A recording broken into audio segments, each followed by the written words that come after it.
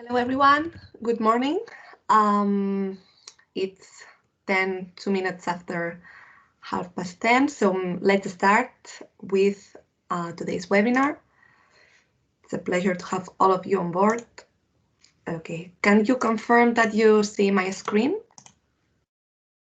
Yeah, we can see it. Yes, we can. Perfect. Great. So if you agree, let's start so we don't delay and we're able to finish on time. So welcome everyone to the second day of the agROBOfood Digital Week. It's a pleasure to have you on board. Today we'll talk about the services in the network, a workshop on the availability, exchange experiences, and the need for service development.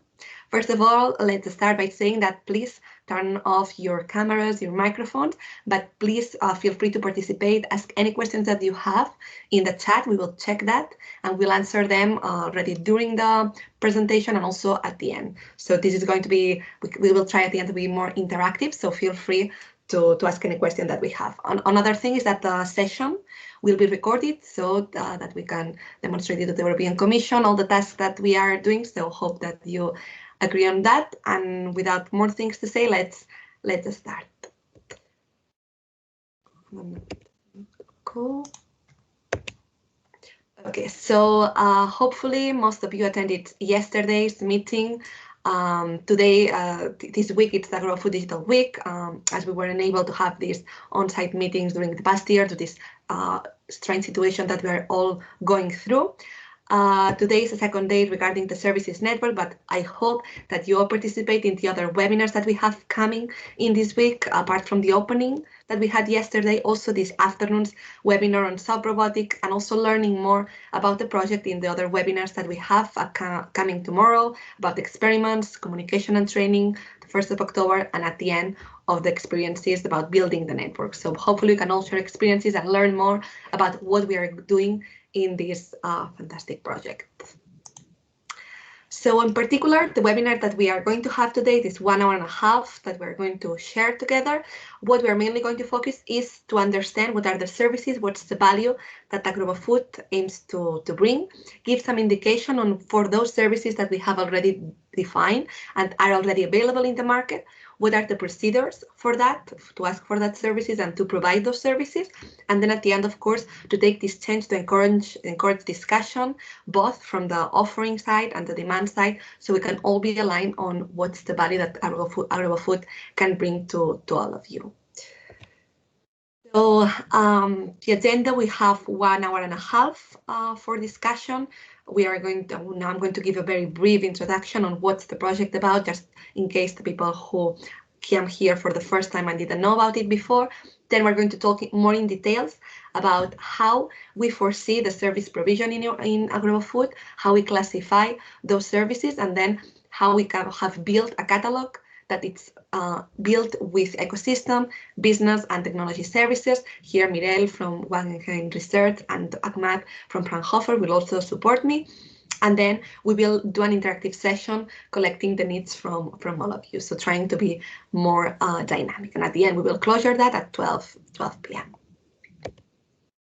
So just to start with, we all know that agri-food sector is facing big challenges in terms of productivity, keeping the competitiveness, producing with emission-free production, etc., etc. And in that sense, robotics, we all agree that can play a really big role. So conscious about that, agROBOfood is a project that aims to create a network of digital innovation hubs to connect the robotics to the agri-food, R&D and business sector, with the goal to build a consistent European ecosystem for the adoption of robotic technologies, so the sector can be more efficient, can be more competitive.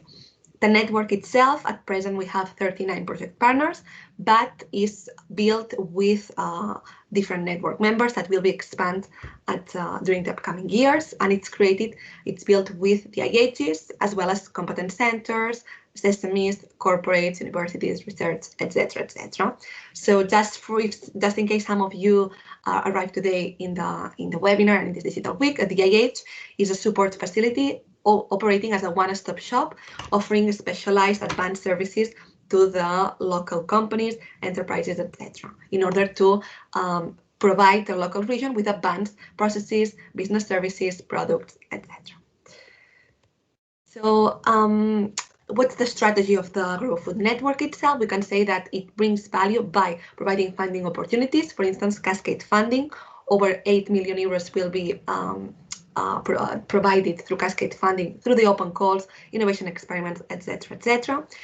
Creating a portfolio of innovative advanced services, creating awareness, also an important task. For instance, the webinar that we have this afternoon about soft robotic, it's one clear example of this creating awareness tasks that the agROBOfood project foresees, and also supporting the market introduction for novel services, products, etc., for SMEs and companies that are part of the project. So this is a little bit how we foresaw the agROBOfood services and positioning in the market itself, connecting with investors, financiers, also connecting with the standards, open platforms, etc., etc., etc. So playing a central role here. In that sense, also, as we presented yesterday, the network strategy is mainly simple. It's to build a network, connect the IHs, connect competence centers, then professionalize that network with advanced services, and then already during the project, demonstrate that working in this network environment, collaborating between different regions and between different agents, it brings value to the market, already demonstrated through the innovation experiments that we have during the project. So we can see here that services play a central role in the agROBOfood project and in the network itself. So that's why we have this specific workshop on, as part of the Digital Week, on the agROBOfood service provision.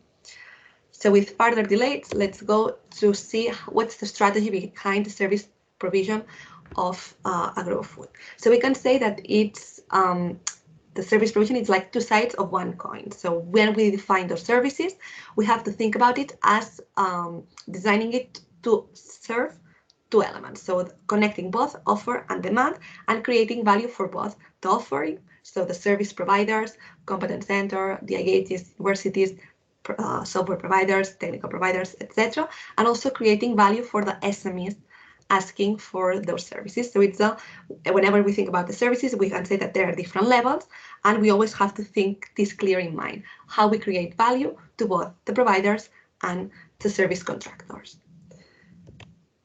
That sense, we will talk in details about it in the upcoming webinars that we have, but we have classified, to be all aligned, the services at different categories. So we can have the first category, which is these are the services at network level, let's say. So we can have services that different nodes, so intra-DIH node services, that services offer, that providers offer between them. So let's say one SME from one region requires a service, and in that specific location, region area, there's not a service provider for that. So one category could be another node offers a service to an SME from another node. So it's intra-DIH node services. Another level of services can be inter-DIH node services. It means that one node offers a service not to the SMEs part of the region, but to the DIHs. So imagine that one region has a DIH that is more advanced in terms of technology development, and maybe they offer a service to another DIH from another region that is less advanced. So maybe they can offer consultancy services, they can offer training services on how to create local ecosystems, operate the specific machines, etc., etc. So we have these two levels. And then at the end, we have the inter-DIH network services. So these are the ones that come at the network level, pan-European network level. So it means the services that are crucial to foster agROBOfood project in the long term, because it means the services that the project itself, agROBOfood entity, offers to the different regions and to the different DIH nodes. So for instance, representing all the regions in EU strategy actions, or contributing to EU standardization actions too. So services at a bigger level. So this is one of the three categories that we foresee in mind. But at least to have it clear, this may be a little bit easier to understand, is that we have agROBOfood. agROBOfood is, as we say, a network of the IHs. It connects different agents and it offers services at network level. So the agROBOfood offers services to DIHs, local DIHs from the regions. And these local DIHs at the same time offer services to the companies, to the market, to the industry. So that's why we can talk, when we say about service offering of agROBOfood, we foresee at least two categories: the services at network level and the services at industry level.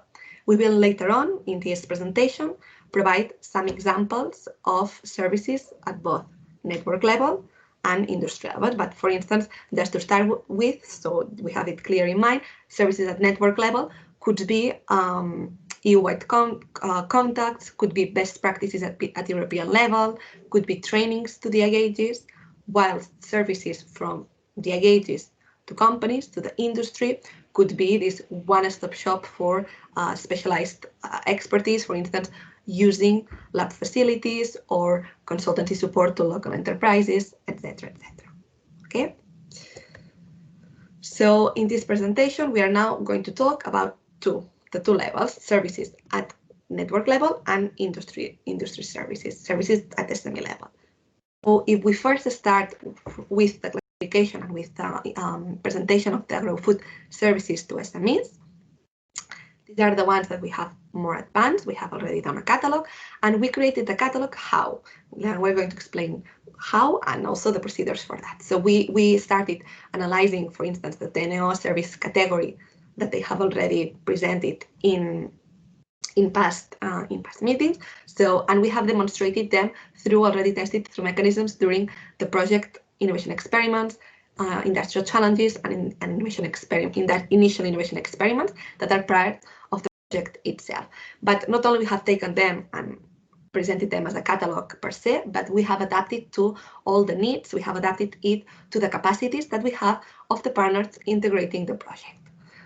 How we did that is that we defined, first of all, what are these services that agROBOfood can offer. We named them supporting services, and we define them as small complementing services. So through agROBOfood, we aim to offer those services that do not replace a core activity of, for instance, the experiments that are already funded by the project. So these are innovation experiments, industrial challenges, initial innovation experiments, but we aim to, apart from these experiments that we have during the project, we aim to complement that, to boost the impact of those experiments. We aim to offer these supporting services. Okay, the beneficiaries are the SMEs, all the partners that we mentioned, and also the beneficiaries of these supporting services that agROBOfood can bring are all SMEs across Europe, because the catalog will be open and will be available. Actually, it's already open in the agROBOfood website. And the providers will be the DIHs and competence centers part of agROBOfood. So although we can say that the beneficiaries, when they are part of the funded experiments, there won't be any cost associated with the supporting services provision. When it's open for other SMEs interested in applying for and in contracting those services, the cost will be a normal market approach.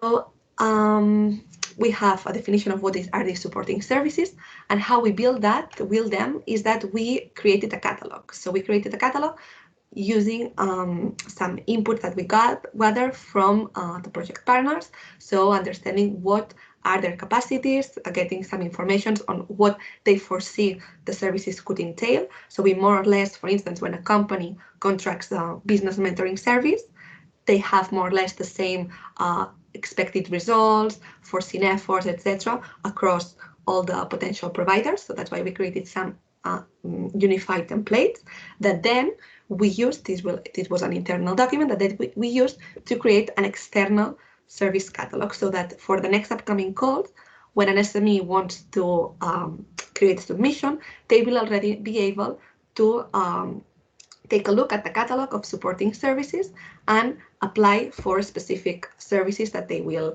be able to see here, with a short description, what they can ask for, and what they will receive in exchange. Okay, this catalog is already available online, and we can later on in the upcoming week send you a link.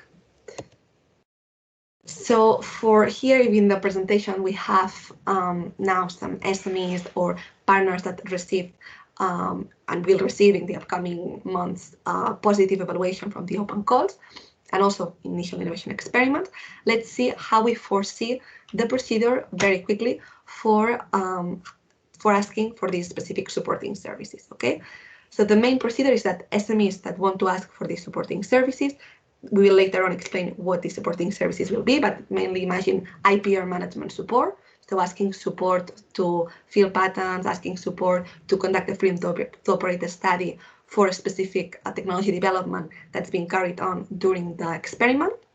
SMEs, what they should do is that they should contact their mentor DIH. So we had split the project in 7 regions. So here we have the contacts for each of the representative for each of the region. So they should contact their mentor DIH to ask for this one-stop shop of supporting services. This mentor DIH will then coordinate with the service moderator. We have defined, you will see it later, 3 types of services: business, technology, and ecosystem services. And each type of service has a mentor service moderator, okay? So the mentor DIH, together with the service moderator, will see if the service request is okay, not, we'll see what could be the service development plan, etc., will be aligned on how the process is structured. And then the mentor DIH will be the one requesting and filling in the service request, okay? When the consortium asks for this service, together with the mentor DIH and the service moderator, they have agreed, okay, this is a good service request, let's going to post it. Then they will be able to update the request through the agROBOfood platform. So how it will be done is that the service request, first they will consider, okay, does my mentor DIH, the one that I have more contact, is able to provide me with that service, be the service provider, yes or no? If yes, the mentor DIH can already start the service provision.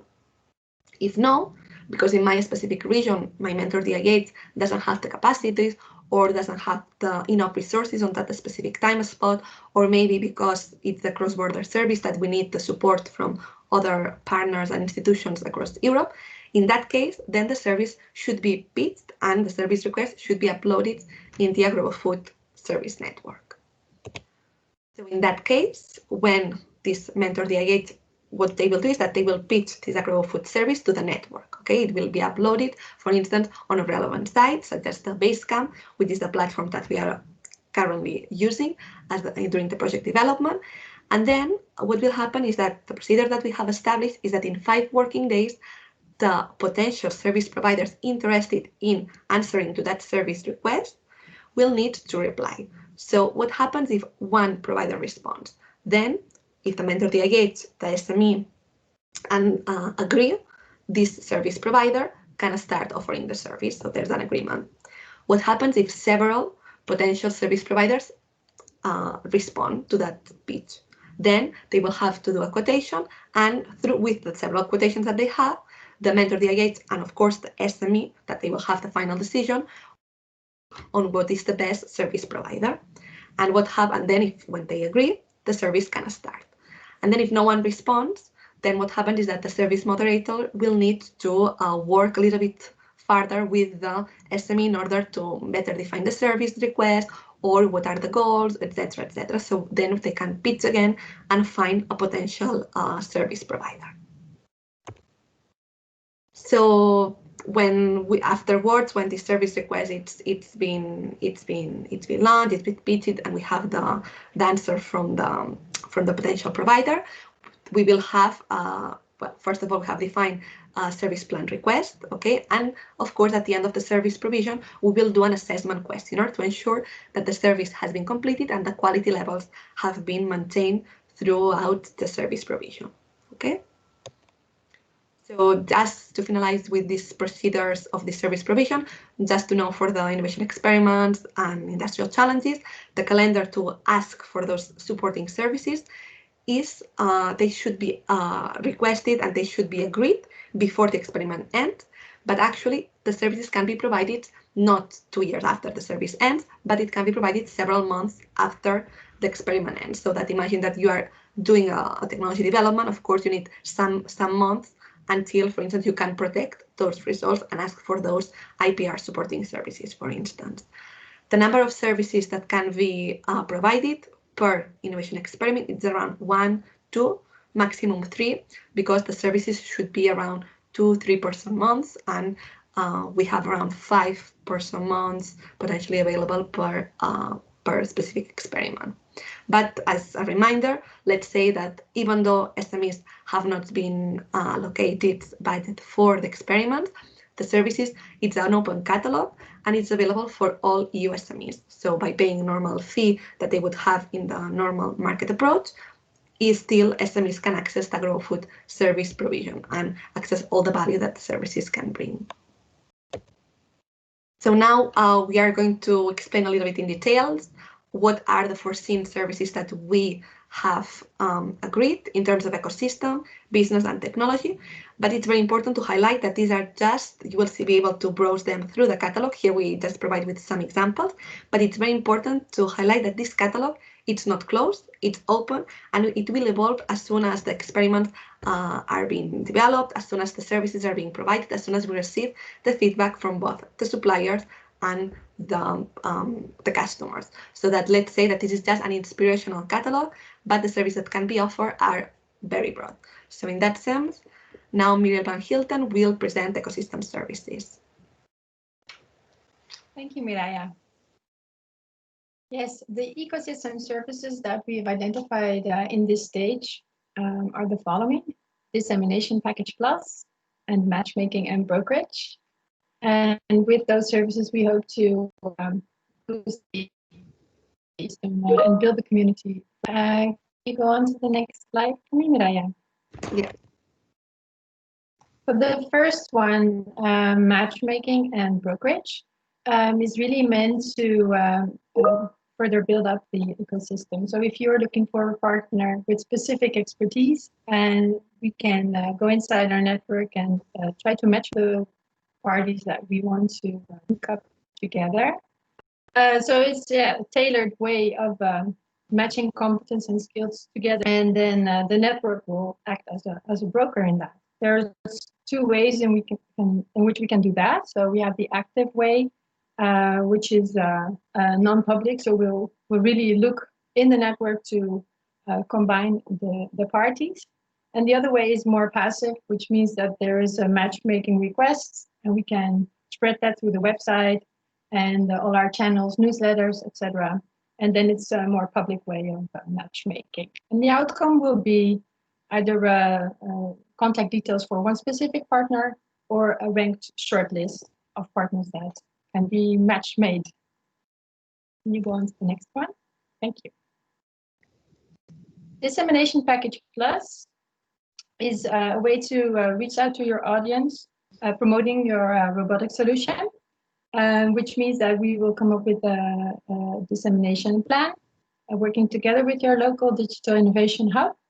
And it can be several outcomes. So for example, a showcase, a PDF, which we can publish on the agROBOfood website, a brochure. During presentations or online presentations, we can make sure that there is a pitch of the solution. And also we have our newsletter. We can link to videos and perhaps even create an article on the solution. So those two ecosystem services are the ones we have identified at this moment. Perfect. So Mireia will be the representative for the ecosystem services. Myself, Mireia, will be the contact point for the business services, and Ahmad later on for the technology services. So in terms of business services, some examples could be, for instance, finding funding opportunities, business plan development support, supporting in conducting some market studies, business coaching, finding some support in, for instance, finding a project manager for the specific project development, etc., etc. It's also important here to highlight that the amount of resources spent per service can be very different. So we can have some service, for instance, market assessment. One can be secondary research, so just analyzing Forster and Sullivan or Statista or some secondary market research sources. It would be, for instance, 1 person month effort. Or we can have services that are even broader than that. And for instance, you can have questionnaires to the market or even conducting some interviews with potential clients. And for that, the potential efforts will be 2 pairs a month, 3 pairs a month, etc. So even though you will see the same service name, this is just inspirational because even inside the same service name, the definition and the efforts can be very broad. So these were just some examples of the business services, and now Ahmad, representative for the technology services, will present the other ones.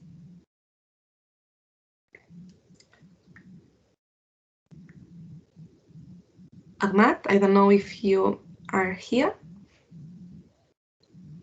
Can you hear me now? Yes, we can hear you. Yeah, fantastic. Thank you, Mireia. So through the network of competence centers that we have across different regions in Europe, we are able to provide different types of services. As you can see, here are some examples of them. So we have access to test facilities. So for example, if you are an SME and you want to know if your product works in different relevant environments, but you don't have access to either testing facilities or test fields with maybe specific crops or something similar like that, then this is the right service for you. If you a startup or an SME and you have an idea for a new robot or a new automation solution in the agri-food sector, but you don't know how to realize that, then we can help you with the concept development service. If you want to know how you can make your product conforming with existing health and safety standards, then we can provide functional safety assessment and so on. So we have different types of services targeting different types of needs, depending on what you want. And this is usually realized by a competence center associated with the Digital Innovation Hub. So if you have those needs, then come to your local DIH or your regional cluster leader, and then we will be able to see what's your actual need and then match you with the service provider or different types of service providers. Thank you, Ahmad.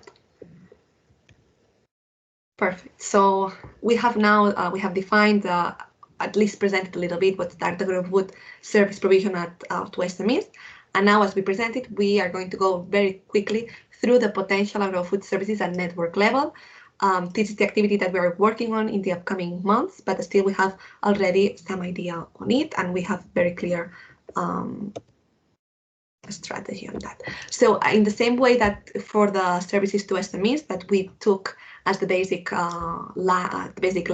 baseline the TENIO classification, we also did the same for the services at the network level. So the services that the agROBOfood itself offers to all the DIHs and all the industry, etc., and all the network. So through that, what we did is that we will adapt that, also taking creating a catalog that will be open and will be just inspirational as the one for the SMEs catalog. And it will be based on the needs assessment. So it will be based, that's why we have this interactive session at the end too. So it will be based on what actually the industry needs, and it will be just inspirational. So this is one assessment, one example that we will use. But taking this as an example, we are now aimed to provide to from the service network level, so to better understand the service through the network to the SMEs, to now the network itself. We're also going to provide some key examples, as we did in the other case, for the ecosystem, business and technology services, taking this network level perspective. So in that sense, Mirel, if you're here, you can also present the ecosystem ones. Yeah, sure, I'm still here. Thank you. So on the ecosystem or network level, we can imagine that we have a web, a searchable database, a mission hub, or a the usage of standards and tools, technical, can be shared on that level. Then the policy guidance or white papers can also be shared within an ecosystem at that level. So we have a way to make the network grow, and you see, it's the the point here on the European-wide policy guidance is meant to develop the strategy of the agROBOfood network in Europe. And the third one, promotion, dissemination, and visibility in the network, is meant to represent our agROBOfood network on the EU level. So those are the three services examples that we can think of at this moment at the network level. Thank you, Mirel. From the business perspective, some examples of network level could be, for instance, business-focused trainings, not only for one specific SME, one specific DIH, but for all the network itself. For instance, consider the training that we have in the afternoon about soft robotics could be one example of these business trainings. Also, other services in the business network level that we could have are brokerage services. So connecting the network to EU-wide ventures, to public-private collaborations, creating contacts with the startups, investors, etc., through a very big approach and cross-regional approach. And for instance, imagining the long term that one potential business service at network level would be to create a cross-European network of private or public funds, for instance. These are one examples of that we have at present, but of course it will be enlarged. And at the end, we have also examples of technology services. Ahmad? Yeah. So from the technology perspective, what we wanted to look at what type of services that can benefit from the pan-European point of view.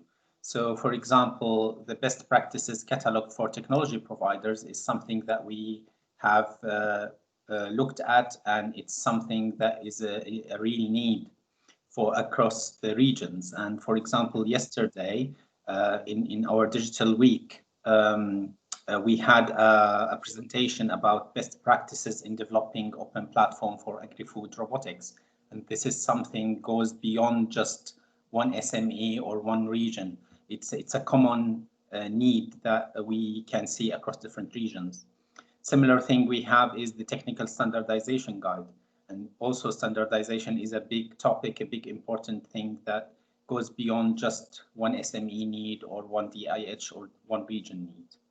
Also, we would like to have an initiation of new research and development and innovation activities across different regions, and how we can matchmake and combine efforts across different European regions to make those activities. Thank you. Thank you, Ahmad. So now we have a little bit more clear of what are the services at industry level, services at network level, with some key examples that we saw for each of these two areas. I don't know if there's any question up to now. I'm not able to see the chat. Yes, there are two questions in the chat, Miraya. The first one is, can members also create or define their own service? Yes, sure. So the catalog, it's just inspirational, because what we have realized is that some SMEs, when they were for the industrial challenges, the initial innovation experiments, sometimes they don't, or even the providers, they don't know very well what are the potential services that can be included as these supporting services. So that's why we offer them as inspirational. But if an SME wants to ask for a service that it's not included in the catalog, they should just contact their mentor DIH, say, look, I want to ask for that. And then the mentor DIH, together with the potential, we will see if this service could be classified into one of the three categories: ecosystem, business, and technology. But it can be the case that some services are even in between several classifications. So no problem with that.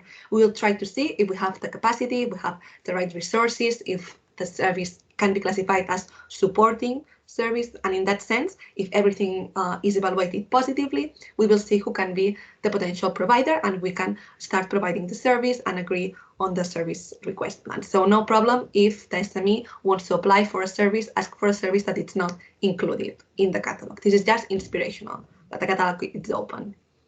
So. Okay, so that should answer your question, Renee, on defining your own service. And I see there's a question from Case. Are there already examples of additional funding abilities? Of? Additional funding abilities. Yeah, at present we are, in particular, taking into account, for instance, the SMEs that won't receive positive funding results from the open calls, etc., etc. So what we are doing is we try to create, especially for other work packages, we will try to create a sum up of potential funding opportunities, both private and public, that we can provide as some examples to the SMEs that they can check. So this can be, for instance, AT, KICS, etc. Even, for instance, some links to potential accelerators or to venture capitalists, etc., etc. So we'll try to create, as part of these services that the network offers, try to foster the contact in between the SMEs and the venture capitalists, private and public funding opportunities. So we foresee that, and we're working for that. At present, we are collecting potential opportunities that we will then list them and provide as a consultancy document, so that people, SMEs, will be able to browse through that and learn about potential opportunities. So yeah, that's what we have. We don't have it defined yet, but we're working on it. So probably in the coming months, we will have it available. Of course, we know that these funding opportunities change quite a lot. So that's why it's like that we will analyze what are the agents providing the funding, and then links to those agents, not rather than just the link to the specific funding opportunity itself. Because if not, we should change that in a monthly basis, and it would be a little bit harder to do. But we're working on it, and we should keep it updated soon. And actually, regarding the first question, Mirel, that when the SME wants to ask for a service that it's not part of the catalog, it's actually a good, very good example, because it can help also analyzing and coming up with services that we didn't thought at the beginning. So this is enriching a lot the network. So actually, it's a good point. So definitely, that's very well appreciated. No problem with that. So I don't know if there are more questions. No, there's just a comment from Jos saying, for ecosystem services, we also work on building the landscape for ethics and robotics to support DIHs in advising their customers about ethical issues. Perfect. So that's a nice addition. Thank you, Jos. Yes, thank you. Thank you, Jos. So just in case if you have more questions, just feel free. We will keep the chat open. Feel free to do it. And me, Ahmad, Mirel, all of us will try to answer it. So now, just one comment regarding the funding opportunities or for SMEs. If the SMEs would like, if they have a particular need regarding this, they can contact their regional cluster leaders. And regional cluster leaders, sometimes they have access or they have information regarding either regional or national funding available for those SMEs. So it depends where the SME is, not just European funding, but also regional and national funding. And those might be suitable for that particular SME. So please, I encourage you to contact your regional cluster leaders in order to find that information. No, that's sure. The cluster leader, it's the key contact, and they will have a lot of information on that. And take into account that one of the potential services that can be offered, one thing is, for instance, as I mentioned, just to have a list of potential funding opportunities in general terms, the agents. But if the SME wants to have a really in detail and exhaustive case-by-case analysis of the potential funding opportunities, this is also one of the services that we have foreseen. So not only providing a list of the funding opportunities, what are the requirements, etc., and the timings, but also one service could be to support them in drafting the proposal, support them in finding potential partners for that specific funding opportunity, if it has to be a consortium, etc.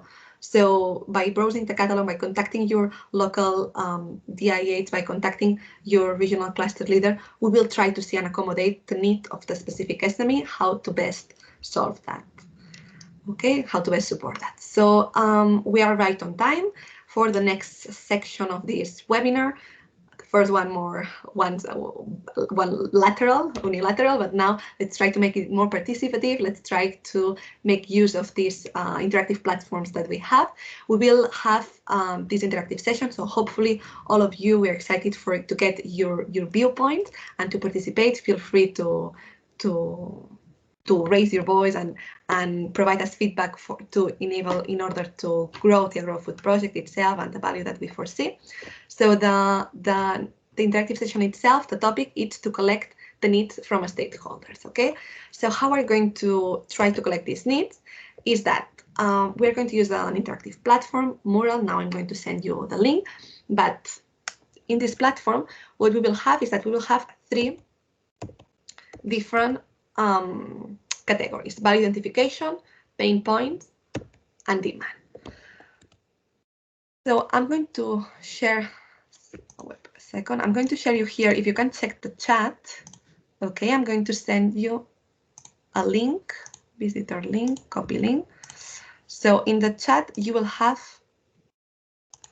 already available, let me know when you receive it, a link to connect to the Mural app. A Mural app is an interactive tool that we can use through your web browser, any web browser, Chrome, Internet Explorer, etc., etc. So you just need to click on that link. When you click on that link, you won't need to register, just add your name, and then you will be able to connect and see the Mural that I'm sharing also. I will be sharing also in my screen.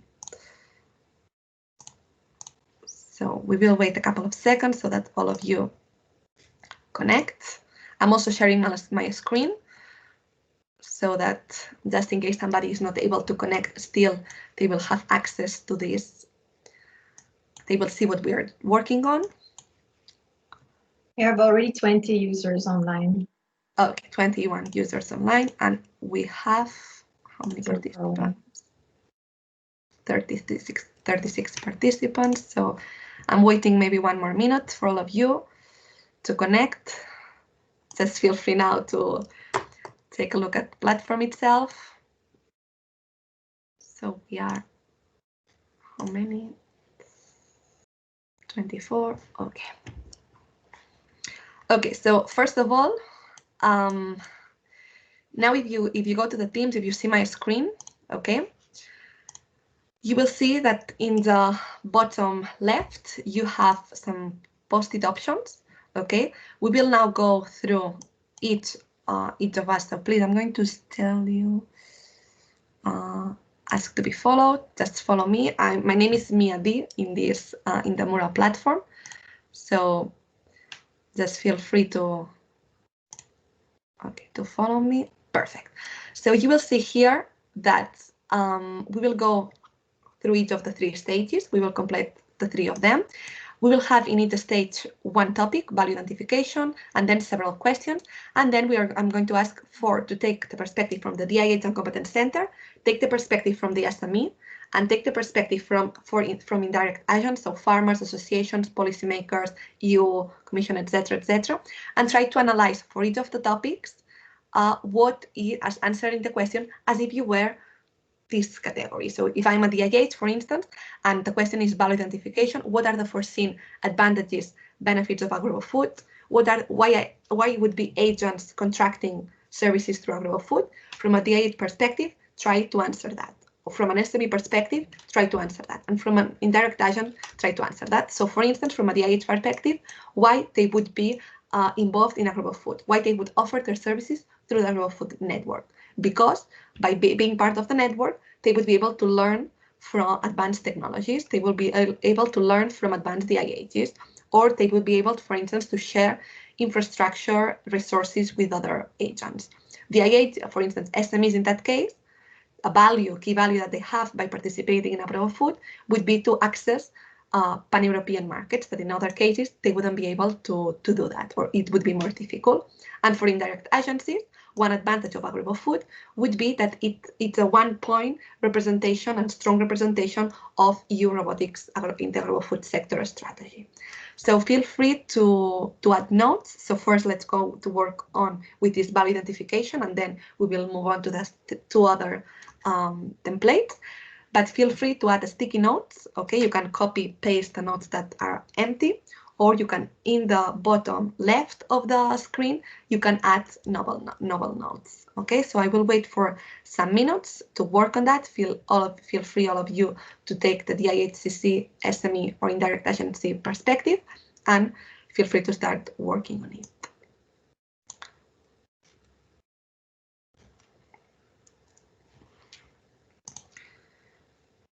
If you have any doubts using the platform or etc., just feel free to ping it out and we will solve it. But I'm seeing that almost all of you are already contributing and adding post-it notes.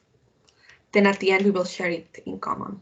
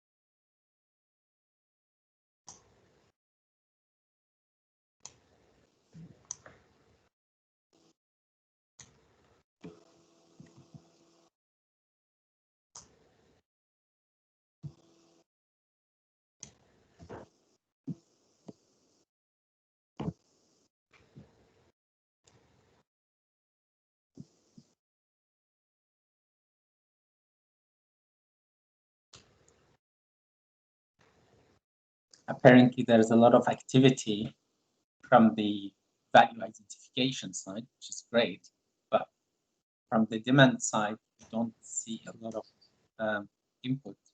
So please also think about that.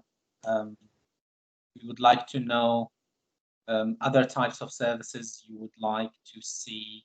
What are the unmet needs, basically, from our service offering?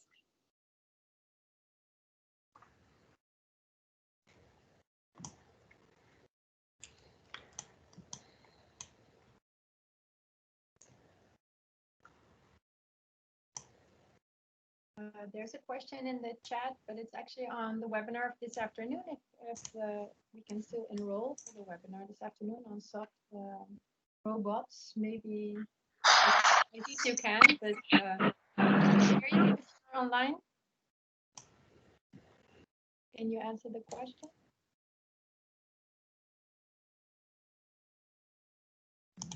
Yoshi, she will send the link. Great, Yoshi, thank you. And there's a question from Renee. If we can repeat what we've just said, but I'm not sure what you are referring to. So if maybe Renee is referring to me, maybe. Then basically what I said, there are on Mural a lot of activity from the value identification part. However, we would like to understand from you as well the demand part, the demand section. So what services you'd like to see, what are the unmet needs from the current service offering that you have seen. If you would like to suggest other types of services, please do in the demand section. Okay. Yeah, we are going to spend some minutes in each of the categories, but okay, let's just yes, okay. Let's maybe just feel free to go through all of these sections. Okay, so the first one is value identification. What are the advantages, disadvantages of participating in agROBOfood? from the DIH, SME, and indirect agent perspective. Then drawbacks. What are the potential pain points? What are the difficulties that we may foresee by being part of this network? DIH is SME and indirect agency perspective. And then at the end, one of the most important parts that we at present have is that we want to get a glimpse. What are your ideas on the services that should be offered, the unmet needs that the market already has, and that we could solve through the agROBOfood project offering? And of course, some trends, the trends, if you could put it in blue, of the potential services that can be offered in the robotic sector in the upcoming years. So instead of spending some minutes in each, as we were going to do, is spending some minutes in each section, let's go for the overall mural. So just in case you have an idea and you want to complete it into demand, value, or drawback per section. Okay. So thank you for it. Let's continue because I'm seeing that have a lot of interesting ideas.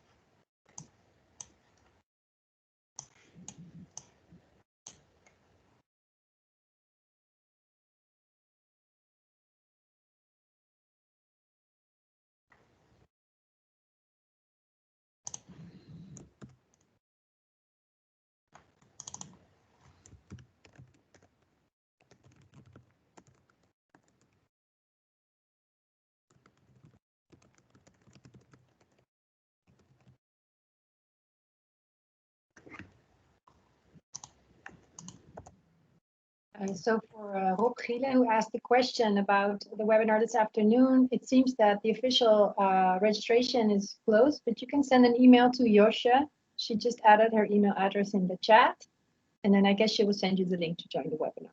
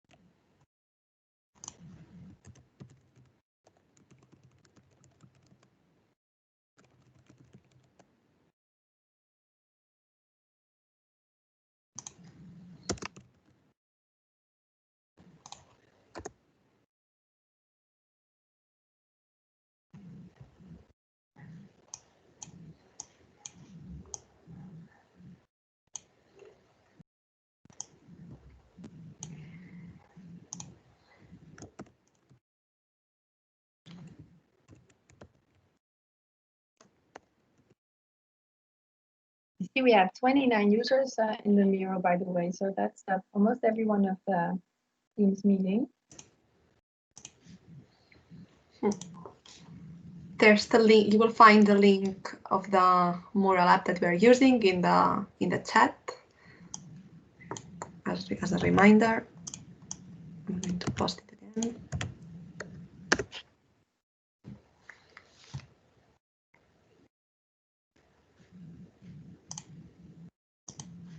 Yes, and if there are any additional questions, please continue to use the chat and we'll address them as they come in.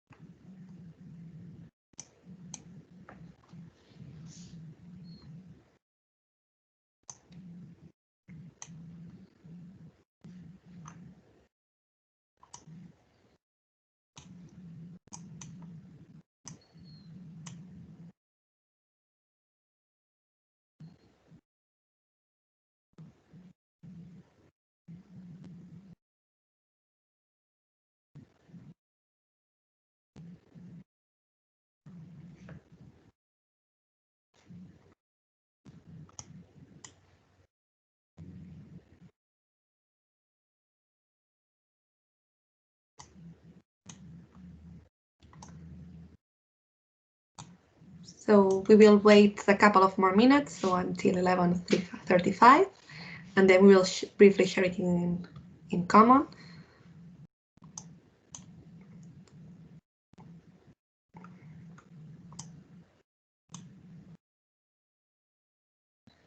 So just feel free to add your last thoughts.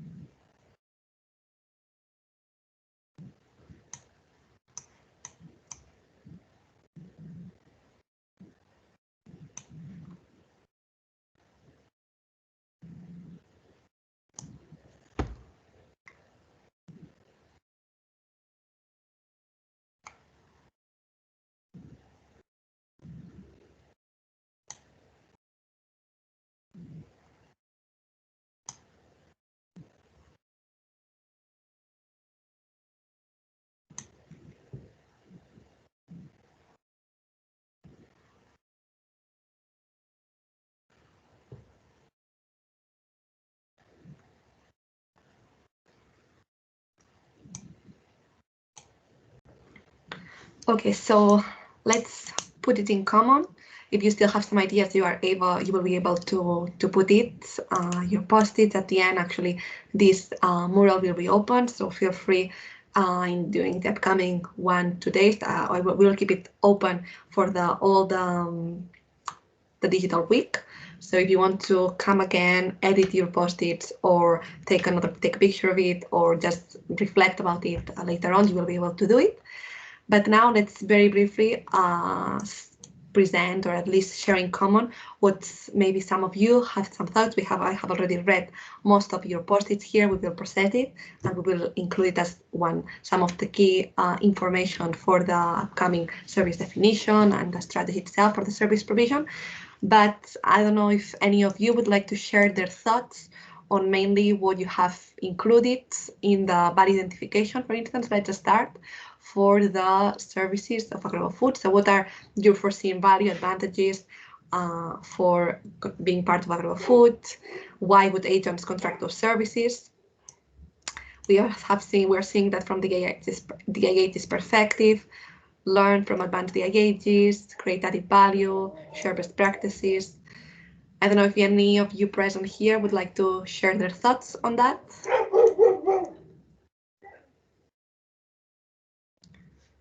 No? Quiet?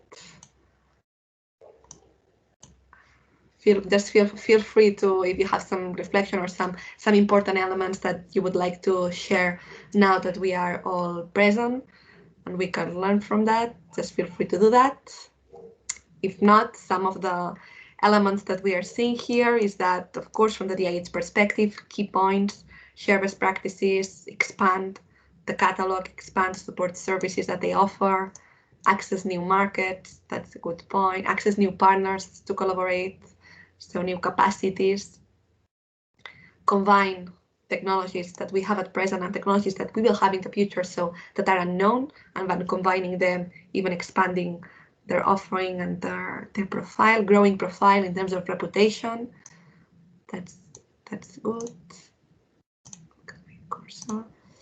In terms of SMEs, the value that we are seeing here, that you all completed, accessing international markets, financing, complying with regulation, building knowledge, collaboration, saving time, as the network has already planned and thought about information already, access to pan-European network, building knowledge. And in terms of indirect agencies, better understand the sector, having pilots in the field already developed and tested, access to knowledge. So no comments from the value identification part from any of the webinar participants. Okay, if not, in terms of drawbacks, some of the drawbacks, pain points that you have analyzed regards regulation, that it differs a lot by country, so how the services provision will be able to adapt to that. What happens in terms of bureaucracy, time efficiency, so we have several agents being part of the service procedures. What happens in terms of the catalog? Maybe the catalog is not comprehensive, the catalog doesn't include, of course, all the services that potential providers can have. Maybe the services descriptions are poorly curated, because it's just very small to include all what the service entails. How to manage competition and collaboration between the DIHs. What about matching the knowledge expertise in terms of DIH? Drawbacks that SMEs could have, language, cultural barriers. Everything now it's in English, we should translate that, of course. The price of the service, what are the fees? Maybe too high, maybe differ a lot per country. How we evaluate the service quality, so we keep this minimum level. What happens if we have this pitch, this request, and the SME wants to keep it secretly, not go public? We have measures for that too. Yeah. So indirect agent, coordination difficulties, bureaucracy, that's the drawbacks that we will keep into account, and for each of them we will try to create a strategy. And lastly, in terms of demand, does anyone wants to reflect and provide us with their thoughts on what are the demands that at present they see that stakeholders are asking them, SMEs asking them, if you are DIH, or if you are already an SME, what they're currently at present demanding more, or trends that you see in the coming years? No? So I go for it again. The DIHs, some of the potential services that they are asking more regard the training, federated learning, so training, sharing knowledge. We've seen collaboration and sharing knowledge as one of the key elements and demands that we have. In terms of SMEs, some trends, access to technologies, access to laboratories, to test prototypes, sensors, sensorization is a big demand for already at present and for the upcoming years. Data science, gathering this data and actually extracting value from that. Software, big data, AI, artificial intelligence, etc. IPR support, funding support, sensors. Okay, perfect. And then from the indirect agents, third-party verification, customer acceptance, etc. And in terms of trends for the upcoming year, you have mentioned human-robot collaboration, open source skills, robotic combined with food traceability, network platforms, and training. Training very important so that we know a big trend that in the future users understand the importance of digitalization. So if there are no further, nobody wants to share their viewpoint on some of the topics included here, I encourage now is the discussion. If not, we have the post-its. You will be able to check them, as I mentioned, during all this week. Come back here again. I don't know in the chat if there are further questions. Let me check. No questions at the moment, Mireia. No questions at the moment. So, but if anybody has a question, even unmuting your microphone would be available. It would be possible at this moment if you have any questions.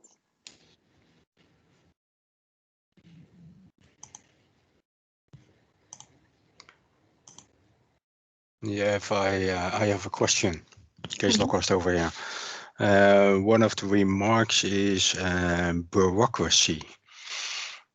And I'm interested in the people who brought that in, because we also have to think of sustainability of the agROBOfood network. And then one of the issues might indeed how to prevent bureaucracy in such type of network organization. So can somebody respond on it? So Keith, you're asking who wrote that and what was their viewpoint on that? Or yeah, and how to prevent bureaucracy when you think of sustainability of such a network. Yeah, so for instance, in some cases, for instance, to check the service assessment, it can be said that bureaucracy could be deleted or could be minimized, let's say, for instance, by each action that we take when we define service provision and when we define even the catalog itself. So for instance, one action that we foresee is that when we assess the services, not sending after a very long questionnaire, but rather just making sure that whenever there's a problem in the service provision, they have a contact point.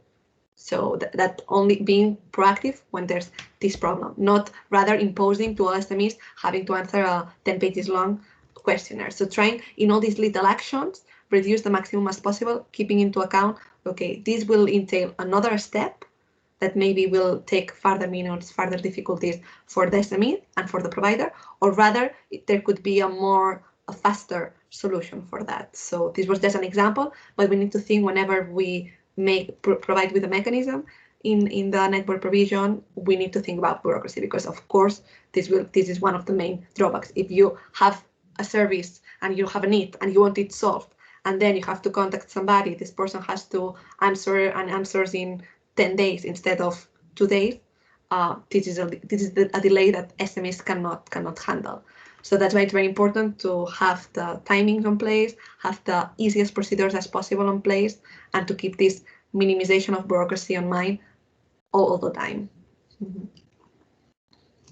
Another way of doing this as well is looking at the localization of those services that we are offering through the network. So basically, if an SME requests a particular service, what they have is a local DIH or a regional one, or even a national one, as a single point of entry. And this is where they can enter the network and interact with the network through this single point of entry. So through this one-stop shop, let's call it this way. So the SME knows who to contact. They don't need to contact multiple people or multiple organizations or different people in order to find what they need. And we need to make the information available online as well, as easy as possible and as accessible as possible for the SMEs to make a decision. So those two things, in addition to what Mireia has mentioned already, are very important to minimize as much as possible the bureaucracy in our network. Definitely. Thank you, Ahmad. Any further question or reflection from maybe something that you saw in some of the post-its that you don't actually understand or feel that actually what would be a drawback is actually an advantage, or a demand that you're at present not seeing? and for you would be a trend rather than a service. So, okay. There's a question in the chat. Okay, let me check. Oh, it's a comment from Simon. And maybe every DIH must be an expert of the network. Doesn't have to be, because the DIHs, they are experts in their local and regional ecosystem. However, they should be very well connected to the network, so they are aware of what the network is providing. Maybe not 100%, because they can also get the help of their regional cluster with this. So that's why we have this structured way in our network. So as a DIH, you don't have to know everything or to provide everything. You can use the network to your advantage.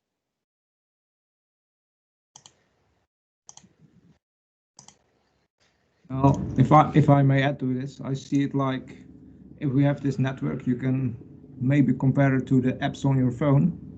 Like every user can access the apps, but to add an app, for example, to Apple, it's more complicated. So to add the servers might be more complicated. You have to have somebody who checks the quality of the servers and so things. But for the consumers, it must be really easy to request the services. Yes. Yeah. Yeah, absolutely right.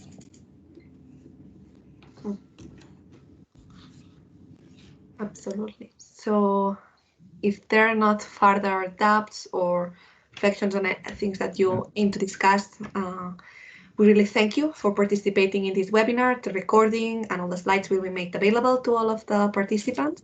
We are really grateful for your time spent here and also for all your inputs. In the Mural app, we will process all this feedback that you provide. And we really hope that you make the most of this digital week. So this afternoon, remember, in the software robotics and soft robotics webinar, and also in the upcoming days, trainings about training, about innovation experiments, how have they been going, what are the learnings from that, and also some insights on how we foresee to grow the network. So thanks all for participating. Thanks Ahmad, Mirel, also for supporting me, and all the team from agROBOfood for organizing the webinar. And we hope to keep in touch with all of you in the upcoming months, as well as during the project development. So thank you so much. Here you have all the contacts for the agROBOfood project, and hopefully we see each other very soon. So thank you, and hope that you have a great week. Bye bye. Thank you, Mireia. Thank you, Maria. Thanks. Thanks Bye-bye. everyone for participating. If there are any doubts, you have the contact here, and of course, see you very soon. So bye bye.